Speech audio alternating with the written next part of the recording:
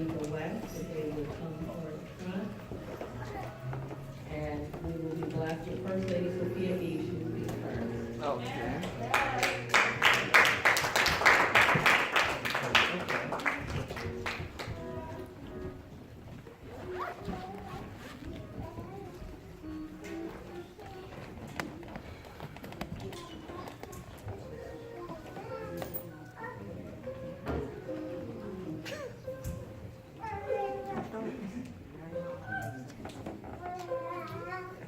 Praise the Lord, everybody. Praise the Lord. Praise the Lord, everybody. Praise the Lord. Give honor to our great big God, our King, to our Savior, who's the ruler of the universe. Give honor to our Assistant Superintendent, our Vicar Tim, and his lovely wife. We'd also like to honor our Superintendent Evangelist Hawkins. Yes. To our Pastor Eric Eves, who is my husband, to our Pastor Kim and his lovely wife, and to our Superintendent Ford and his wife. And we thank God for you today. We've come to honor our own Lady Murray Burns, and we thank God for her. Amen. I think in my heart, I was preparing for some selections, and I said, oh, I got time. And so when you called me, I was a little like this. And I'm a bit nervous. So y'all pray with me and pray for me. You know, I believe that God wants to say something. A lot of it has been said about you today. I want to talk a little bit. I want to ask you that you bow your heads as I say a word of prayer. Father God, we thank you. And we praise you. We honor you for who you are. We thank you, God, for your blessed day. We thank you, God, for the Sabbath day which is past, the day that you honored. And that it was a memorial of your creation. Father God, we even thank you for the setting of the sun. We thank you for traveling mercy. We thank you that we arrived safely, Father, without hurt, harm, or danger. We thank you, God, that we experienced no engine trouble, no flat tires, no cars running hot. We thank you, God, for safe travels. Even in the midst of the fires that were burning on the mountain, Father, we thank you for protection. Father God, your people today, remember them, Father. If there's any spirit that is not like you in here today, we bind the enemy right now, Father, so that the word of God may go forth. In Jesus' name, if there be any infirmities or disease, Father, today we ask that you bring healing to the congregation on today, Father. We ask that you word my mouth, Father, that I may speak the word that you have given me and that the saints will be encouraged by it. In Jesus' name we pray, amen. Amen. Amen. As the pastor is talking today, I feel that we've been through the fire. We've been on the mountaintop. We've been down the mountaintop. But it was all to be with you. And we thank God. We thank God for you. And I've not known Lady Burns as long as many of you. And I would say maybe 11 years, maybe 10. But from what I've seen, she is a virtuous woman. She really is. She embodies a lot of what we find in Proverbs. And we're going to move quickly because we have another dynamic a dynamic speaker that is coming. But I wanted to talk a little bit about faithfulness. And everybody danced on it and danced around it. But I just want to share what I found through the scriptures on faithfulness. And from the beginning, God, when he made man, he saw that man should not be alone. And he said it with his own mouth. He said it was not good that man should be alone. He said, I will make him an helpmate for him. And the Bible says that he caused Adam to fall asleep into a deep sleep. And he removed the rib from Adam. And the Bible says that his flesh closed up. And from that rib he made woman. And in Genesis 2:24 it says, therefore shall a man leave his father and his mother, and shall cleave unto his wife, and they shall be one flesh. They're no two, they're not two, they are one. And there you have the institution of marriage as we find it in the Bible. It's man and woman, not man and man, not woman and woman. It is woman and man. But here we have the first institution in which faithfulness is designed. A man was designed to be with a woman, and a woman was designed to be with a man, and they would be one. And they were to live out their lives together. But down the line, divorce came into the picture. And somewhere along the line, maybe one wasn't faithful to the other. And Jesus taught in Matthew 9:4, he said, and he answered and said unto them, have ye not read? That which he made them at the beginning, made them male and female. And said, for this cause shall a man leave his father, and his mother shall cleave to his wife, and the twain shall be one flesh. Wherefore they say, no more twain, but one. That what therefore God has joined together, let not man put asunder. I'm going somewhere.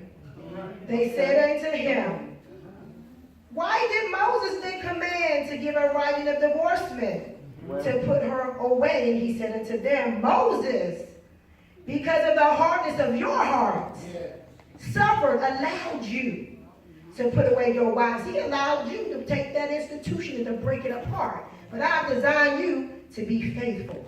And he says, from the beginning, it was not so. From the beginning, the institution was designed so that you would be faithful to the one you were married to. Not that you would get a divorce. And he says, I say unto you, and this is a hard thing. He said, I say unto you, whosoever shall put away his wife, except it be for fornication, shall marry another, and shall marry another, committeth adultery. And whoso marrieth her, which is put away, doth commit adultery. That's a hard saying today. That's hard. It's a very hard saying. Yeah. But it speaks to the institution of faithfulness. Yeah. Hard. Some people get married today and they go in saying, if it doesn't work out, you know what, I'll just walk away. I'll just get divorced. But as the Bible said, it was not intended to be so. We're going to talk about faithfulness today. And so, later in the Old Testament, God gave Israel the 10 Commandments. Because he expected faithfulness from the very people that he delivered. They were the seed of Abraham, Isaac, and Jacob, who was renamed Israel. He said, I'm going to give you the 10 Commandments. And it's designed that you will be faithful to me. I'm going to even teach you how to love me. And so when we look at the commandments, he told us, don't you have no other gods before me. Don't even put anything before, because you love me and I love you. Yeah. And I want you to be faithful to me. So don't you have nothing before me. And I don't want you to have no gravy. Don't you make nothing. Don't you carve nothing. Don't you mold it. Don't you grow it. Don't set it up. Don't do it. Because you're faithful to me. Don't use my name in vain. And remember the day that I instituted. Keep it holy. I'm teaching you how to be faithful to me. And so he desired faithfulness. And so John 14:15 says, and this is Jesus, he said, and all learn from me, he said, and if ye love me, you will do what? Oh yeah. Because if Pastor Eves loves me, he'll be faithful to me. If Pastor Eves loves me, he would do those things that I would want him to do. But we know how the scripture is designed. I have to submit myself to him, and guess what the scripture said? He submits himself to me. But it's designed that we be faithful to one another, but God wants faithfulness too. And so as we honor Lady Burns today, we recognize that she was a faithful wife. She didn't walk away. When he got sick, she didn't say, I'm done, I'm sick of this, I can't do no more. No, she could have turned her back and said, you know what, I'm going to throw him in the home, I won't come visit him. No. She was there till the end. She was married to Bishop Burns, and when he decided to set up his ministry in Santa Maria, she said, I'm not going. I told you to do that. She was right there with him as the first lady of the church. She kept a good house, washed clothes, sold clothes, made good dinner. And when Bishop was sick, was right there by his side until the very end. She embodied the very faithfulness that God designed in marriage. That a woman be faithful to her wife, his wife, that a woman be faithful to her husband, and a husband be faithful to the wife. She was a faithful first lady. When Bishop was alive, she was here. When he was here, she was here. When he wasn't here, she wasn't here. She cooked for the saints. We thank God she can cook. Y'all know she can cook. Amen. She can cook. We thank God for her. We thank God for her cooking. When I come to San Marie, I eat very well. Very, very well. Y'all gotta excuse me. My throat is a little dry. Please forgive me. So she cooks for the saints. We heard her even open up her home to the saints. And that's what saints do. Saints open up their homes to other saints. And even unplanned visits. There have been many times I had to open up my home for unplanned visits. Those that say, oh, I did not tell you so-and-so was coming.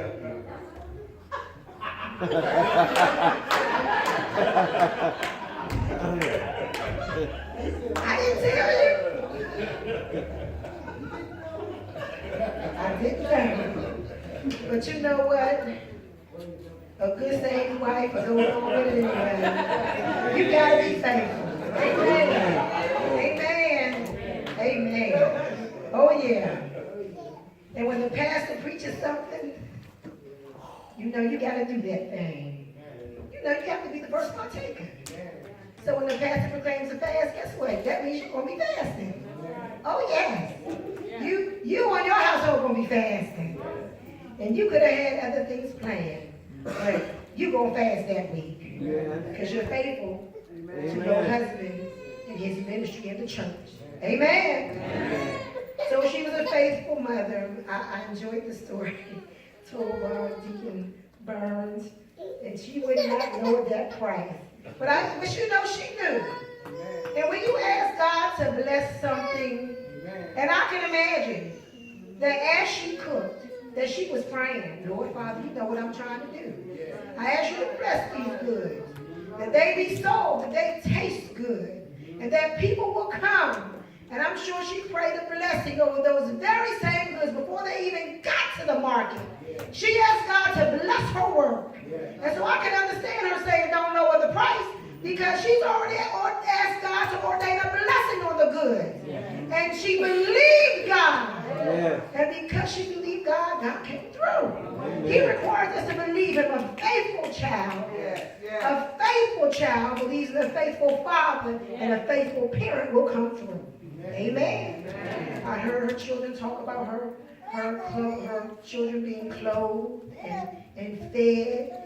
And if she could give it to them, I'm sure she did. If she could make it, she did. And we heard her, they said, don't say nothing bad about me. They wouldn't have done that. Because you train them right. And when you train your children right, they know. I know you're not going to get to be embarrassed me. Oh, no, you're not. No, you're not. Oh, no. We be having words later. They were trained. They were taught. They were raised right. They were raised to keep the commandments of God. Amen. And the scripture is true. It says they will not depart. The teaching does not leave. It does not leave. It is in their hearts. And I don't care what other word that they hear. The truth is in their hearts. So the preacher can get on TV and teach all the true doctrine, all the untrue doctrine, all the false doctrine. But there's something in there that says that ain't true. That's not right. They know. I have a brother that sits at home and way across 3,000 miles. He don't go to church on Sabbath. He doesn't eat clean. But he knows to eat clean. He knows the day of worship. And every once in a while he tries to force his own household. You know that's not clean. That pork ain't clean. You know, when it's to his benefit. But at other times it's good. Amen. Amen. The Bible never said pork wasn't good. It never said that. Never said that. She just said don't eat it because it's not clean.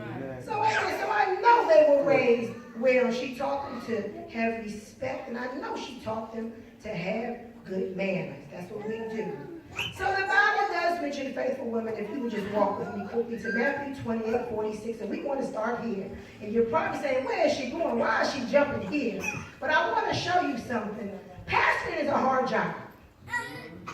It is a difficult job to shepherd your family and then to turn around and shepherd a whole flock that's not your family.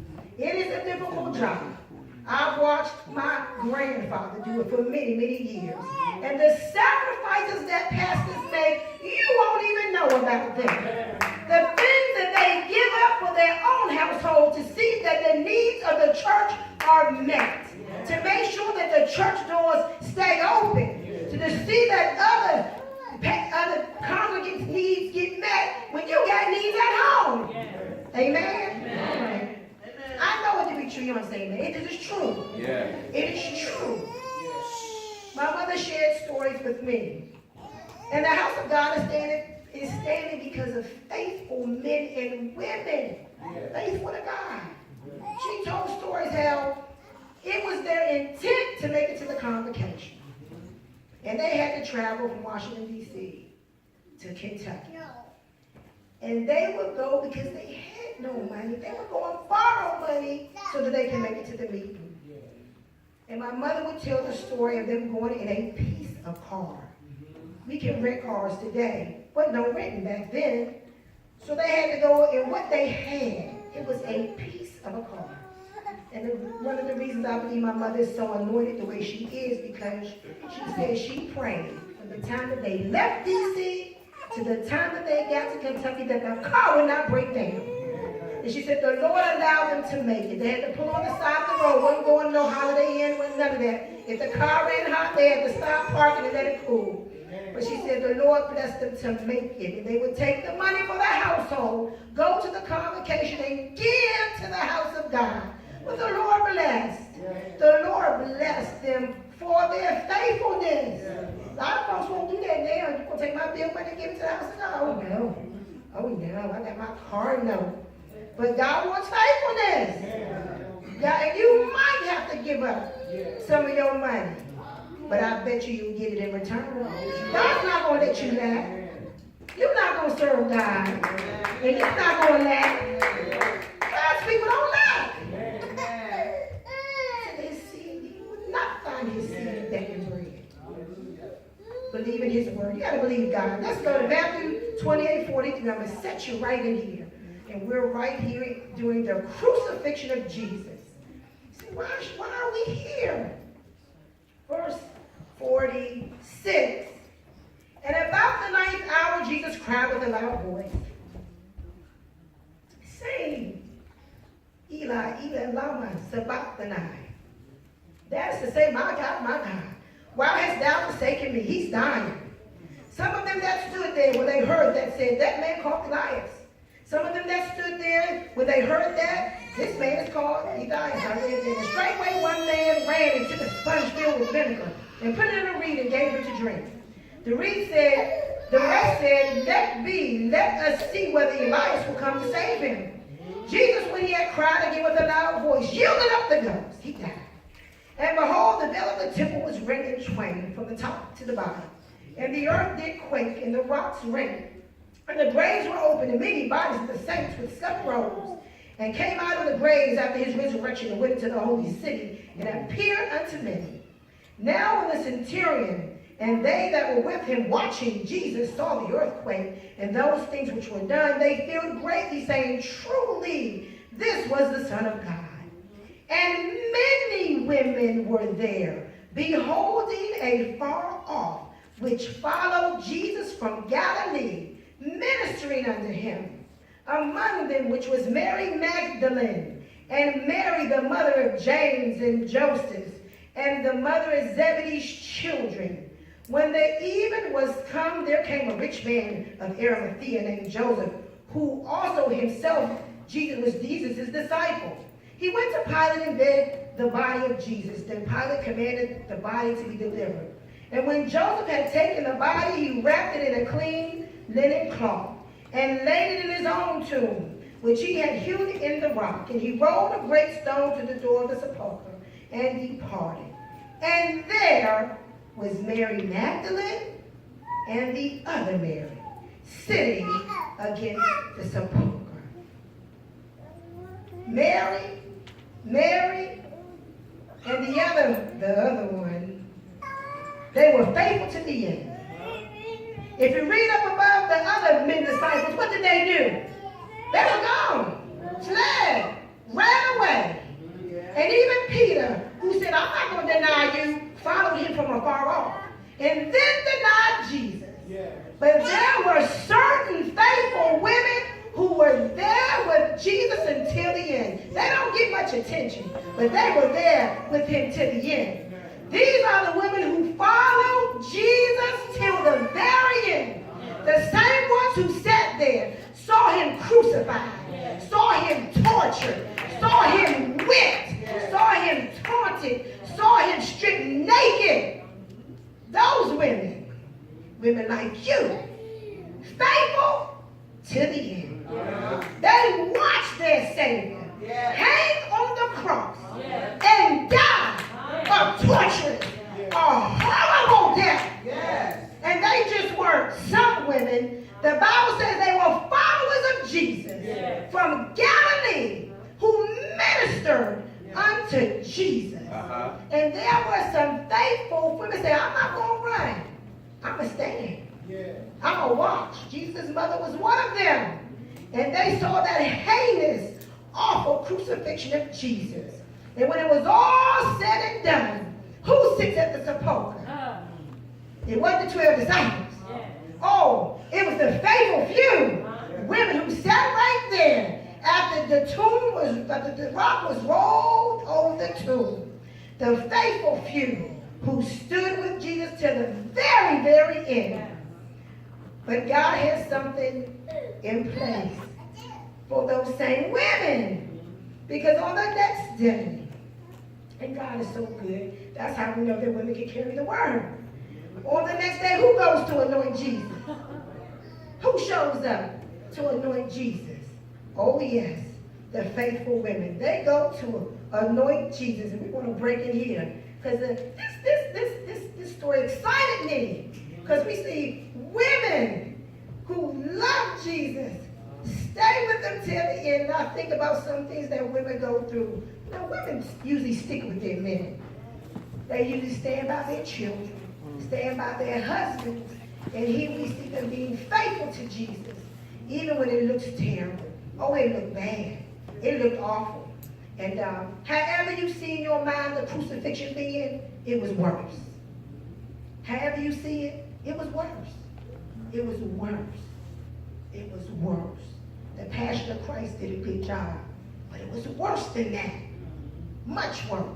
And so they're going to anoint this battered, bloody, ugly, flesh is missing off this body.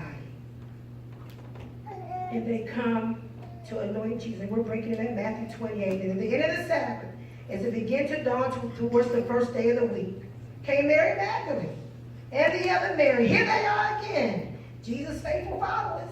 And behold, to see the sepulchre.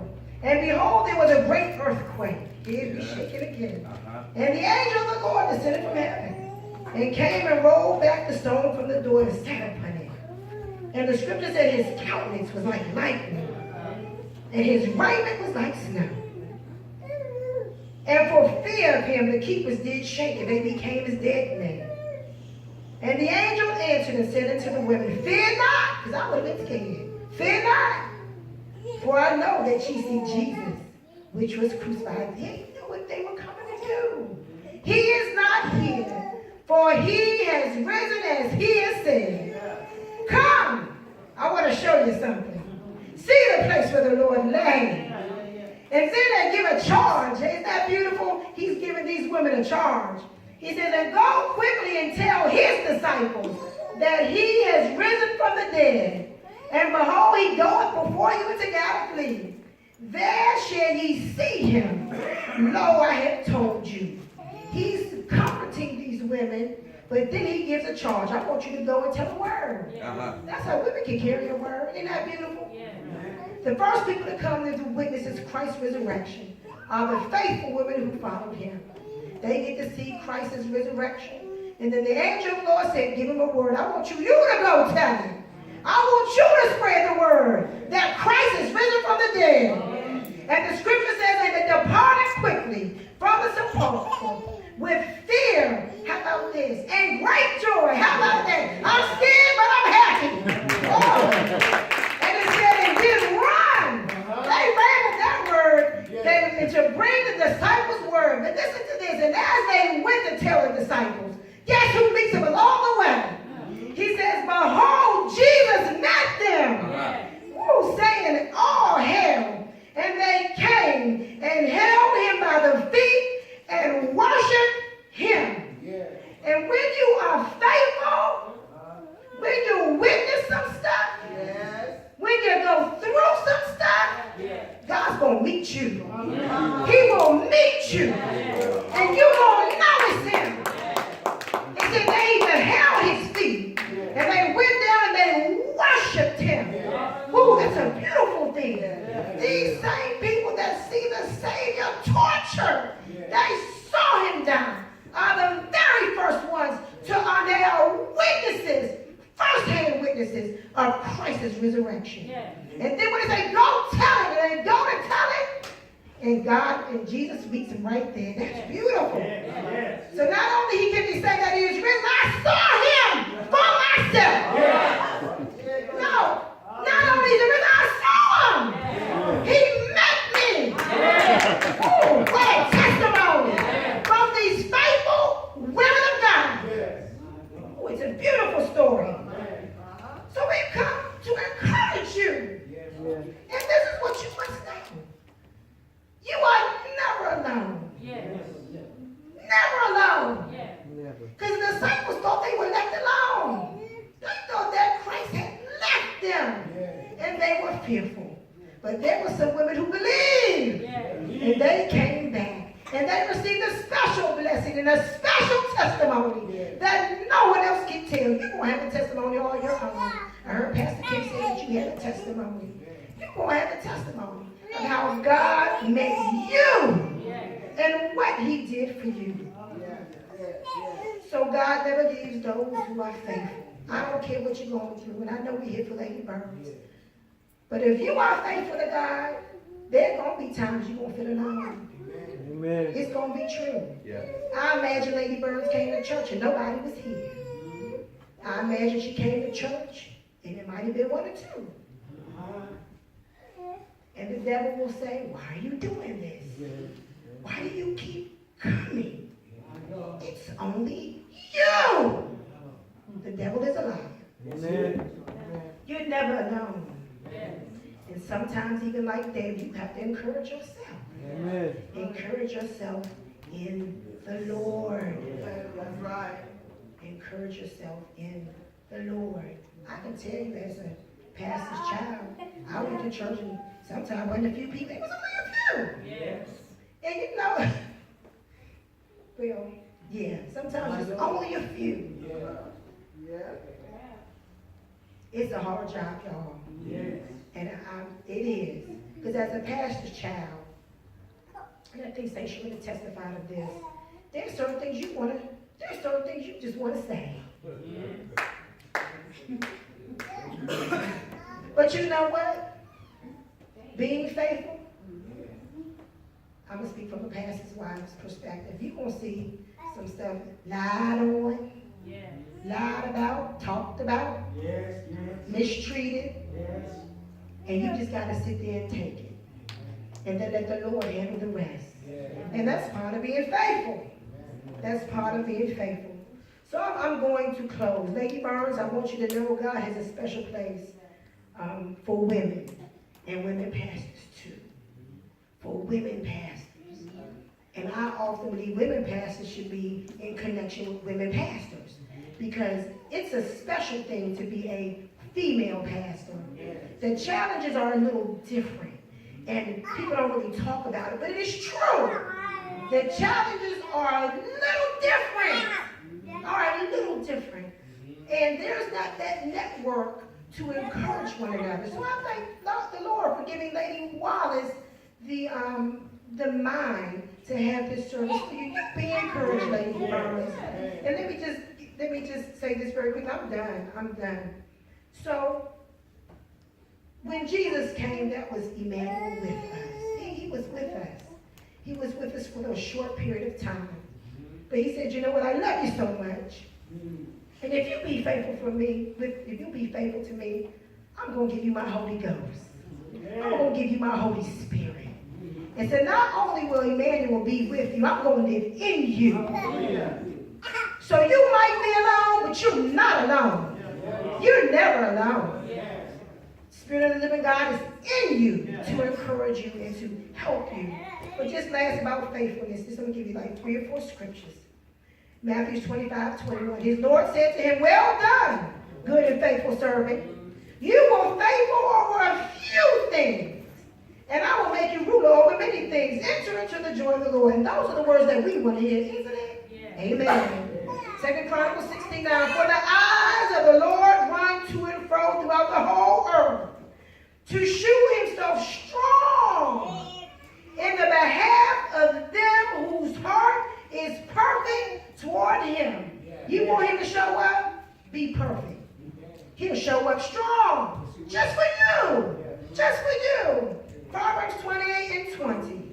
A faithful man shall abound with blessing. And if I don't know what abound means, to say it's more than normal. It's more than expected. In abundance. And lastly, what does the Lord require of us? And this is every single one of us. I'm done. Deuteronomy 10, verses 12 to 13. Now, Israel, what does the Lord your God require from you? But to fear the Lord your God, to walk in his ways, and love him, and serve the Lord your God with all your heart, and with all your soul, and to keep the Lord's commandments and his statutes, which I am commanding you today for your good. That's what he requires from us. And that goes back to faithfulness. Heart, soul, mind, fear the Lord, and do his commandments. I hope you're all encouraged today. Lady Burns, we love you. God bless you. And we're praying for you. Amen.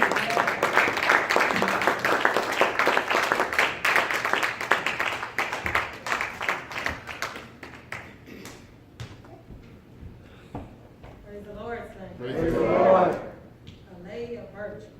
Yes. Faithful. A virtuous woman serves God, as First Lady Sophia said, with all your heart, mind, and soul. She seeks his will in her life and follows his ways. Proverbs, the 31st chapter, verses 26. Marriage. A virtuous woman respects her husband. She does him good all the days of her life. And you did just that. You a trustworthy and a helpmeet. You were that to your husband. Mothering. A virtuous woman teaches her children the way of the Lord. Help. You make sure they eat right. And they're not getting sick. Eating the right food, not junk food. Because if you take junk food in, you'll get junk food out. Service. You serve the people. Not only do you serve your family, but you serve the community. And you serve the church. Finances. You're wise with your money. You're a homemaker.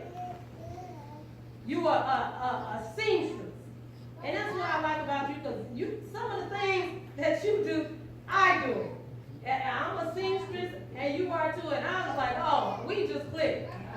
And I love you for, I look up to you, as being a first lady, because you were there.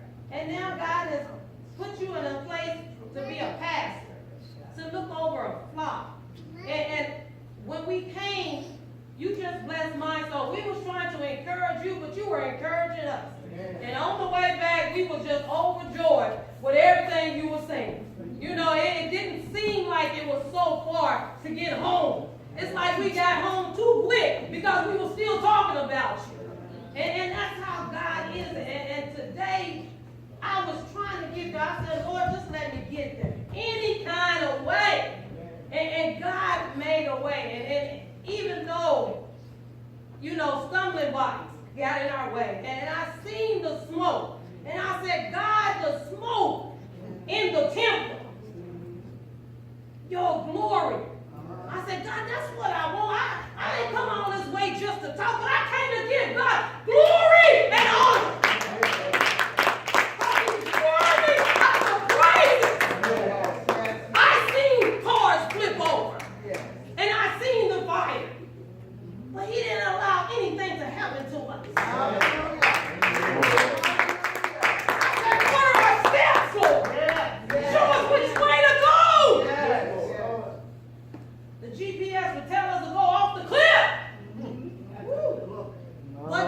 But God. I said, lead me and guide me. I want to be your servant. I want to go where you tell me to go.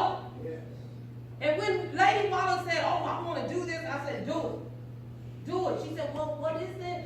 No. I said, do it the way God said.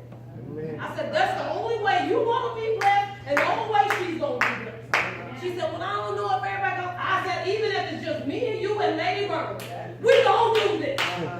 I said, because we love the Lord and we know how good God is to us. And I was talking to the children on last night. I said, guess what? It ain't all about you just coming to church, not to take up a pew. It's about his service, giving him glory and honor. Just think about what he has done for you. I said, and sooner or later, it'll getting in your head. Guess what? I'm coming just to worship him. If I got to clap my hands all by myself, I'm going to do just that. And I said, even if I walk in here on benediction, I'm going to give God some praise. Because he brought me too far.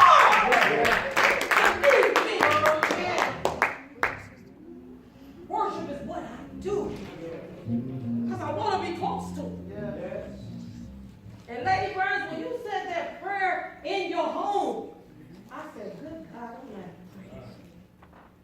And it ain't all about you cooking. We want to do some things for you. We want to let you know that we love you. You're not alone. Guess what? If nobody ever comes, guess what? He's with them. He said, no, I'll be with you always. Even until the end. You're a good and faithful servant. Not only that, you're a sophisticated lady. You're anointed and you're appointed to do his will. And then when Brother Durrell came and he started, I said, God, you're good. And then you're so strong. You're strong.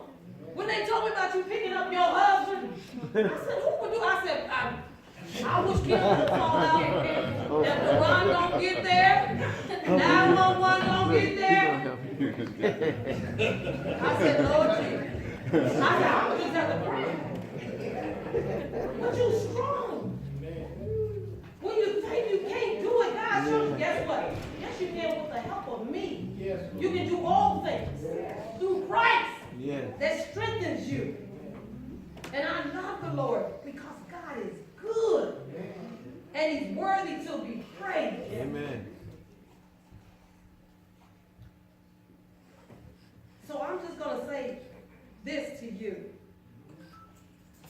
No weapon formed against you shall prosper. Amen. Don't get weary in well-doing. Because you're going to reap if you faint not. Amen. He's going to say, well done, my good and faithful servant. But you got to hold on just a little while longer. All right. These heavy burdens don't soon pass over. How you're going to say, look where He's brought me from. They said you can't make it. But God said you can. So don't worry. Be happy. Yeah. Be happy. Yeah. We love you. God loves you. We love you. God loves you. We love you. God loves you. All alone in the house. But guess what? I know you can hear God speak. Amen. Saying, go. And you say, I want to give up. He said, no, you're not. No, you strong. You ain't going to take down. You are fearfully and wonderfully made. Yes, that's For right. this purpose. So you can encourage us to make it. I never wanted to be in this position. But guess what? I think I can make it just because of what I see through you. Yes. Holding on. Yeah. Never letting go. Guess what? I'm going to do it. Yes, times get hard. Yeah. Yes, children are hard-headed and stiff-necked and rebellious. Sometimes the saints are just like that. But guess what? I got a friend in Jesus. Someone is going to take me to and fro. When I should be quiet, God was a smile on my face. Good God Almighty. God is able to do all things. Hallelujah. You can make it. You can make it.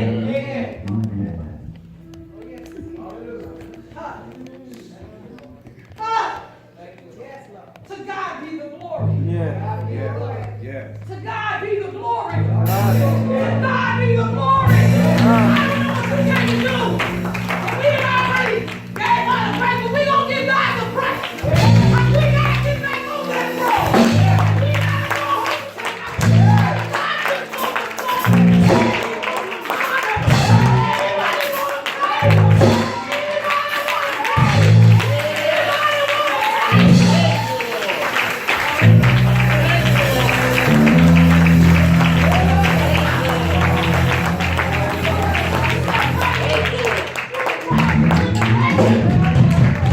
I will bring you out. Yeah. But guess what? Go ahead and sit there. Sit on me. All I want you to do is to worship me. Forget about who's here. Forget about what you have done. Forget about what you have. And just say, God is worthy. For my life and my health and my strength. For my right mind. Somebody could have snatched your child. But God. He said, this is my Sabbath day. Yeah. Yeah. Yeah, the sun is over, but guess what? You still can praise him. I'm not going to talk about when he goes to the club. They have an after party. Guess what? He didn't praise him. The circle. It's over for life.